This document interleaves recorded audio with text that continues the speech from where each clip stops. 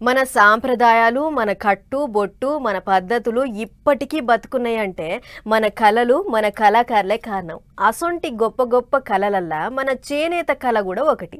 కానీ అడిగి అడగక, పట్టింపు లేక నేతన్నల బతుకులు బాకిన పడ్డాయి. మగ్గాలన్నీ సడుగులు ఇరిగినట్టే అయినాయి. అయితే జర్ర ఇప్పుడిప్పుడే మళ్ళా గుడ్డి గుడిసెల దీపం పెట్టినట్టు అవుతుంది. చేనేత కార్మికులకు సర్కారోళ్ళు ఏదో తీరుగా సాతిచ్చేగిరం చేస్తుర్రు. ఇది చూడుర్రి. నూలు పోగులన్నీ నును మెత్తగా తీసి పోత పోసినట్టు మగ్గమెక్కిచ్చి పచ్చిరెక్కల తీరు చేరెక్కలు ఆడిచ్చి అబ్బురంప ఏటి పీతాంబరం నేసే నేతన్నకు ఈ జగాననే లేరెవ్వరు సాటి. అంత గొప్ప కళ చేనేత కళ.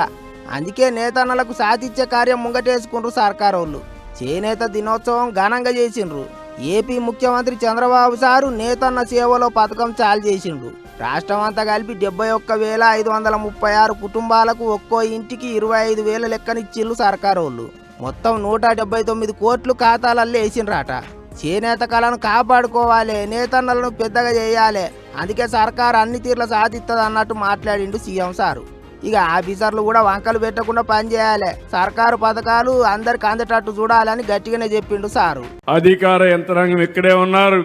మీరు ప్రజలు మెచ్చుకునే పరిపాలన మీరు ఇవ్వాలి, సేవలు అందించాలి. అవి అందించకపోతే మాత్రం నాకు కూడా ఆమోదయోగ్యం కాదు. బాగా చేసే వాళ్ళకి డెఫినెట్గా అండగా ఉంటా, మీ మెడలో దండేసి మిమ్మల్ని గౌరవిస్తా. బాగా చేయకపోతే మాత్రం మిమ్మల్ని వదిలిపెట్టనని మరొక్కసారి ప్రజలందరి ముందర మీకు విజ్ఞప్తి చేస్తున్నా. ఇక సార్ ఎక్కడ మీటింగ్ పెట్టినా ఎగస్ పార్టీలో న్యాయం అన్నట్టే అరుచుకుంటాడు. అస్సలు నారాజు కానియడు. చూడండి ఈసారి ఏమన్నాడో. ఎక్కడికక్కడ రప్ప రప్ప అంటూ రోడ్డు మీదకి వస్తారు. వస్తే పర్వాలేదు, బ్రాందీ షాపుల్లో తాగిస్తారు. తాగిన వాడికి ఒళ్ళు పైన తెలియదు, బట్టలిప్పేసి రోడ్డు పైన ఎగరతాడు. ఏంటి ఈ అరాచకం? ఒక రాజకీయ పార్టీ నాయకుడికి ఉండవలసిన లక్షణాలు ఉన్నాయని మిమ్మల్ని అడుగుతున్నా. ఇది న్యాయమాన మిమ్మల్ని అడుగుతున్నా.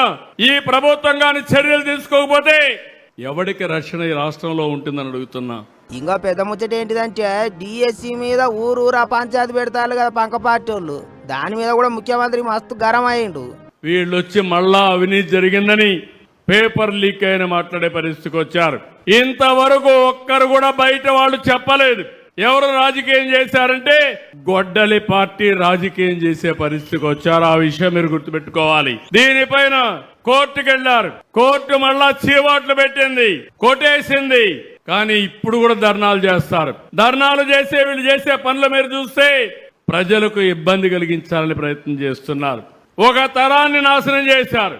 గిట్లా నేతన్నల సేవలో పథకం చాలు చేయనికి పోయిన పెద్ద సారు తోలుతా ఆ ముచ్చట్లే చెప్పిండు. కానీ వెనక సిరికి మాత్రం గిట్లా పాత సర్కారులను పొట్టు సాపించిండు. లొల్లులు చేస్తే ఊకునేది లేదన్నట్టు గట్టిగానే హెచ్చరికలు చేసిండు. ఇక అది అట్లుంటే తెలంగాణలో చూస్తే చేనేత దినోత్సవం ఘనంగా చేసిండు సర్కారోళ్ళు. పట్నంలో ఉన్న పీపుల్స్ ప్లాజా కాడ మంత్రులు చేనేత జాతర చాలు చేసిండ్రు. ఏమైనా నేతన్నకు చేతి నిండా పనిచ్చి వృత్తినే నమ్ముకొని బతికే వాళ్లకు ఎటువంటి తిప్పలు రాకుండా చూసుకోవాలి అని కోరుకుంటారు అందరూ.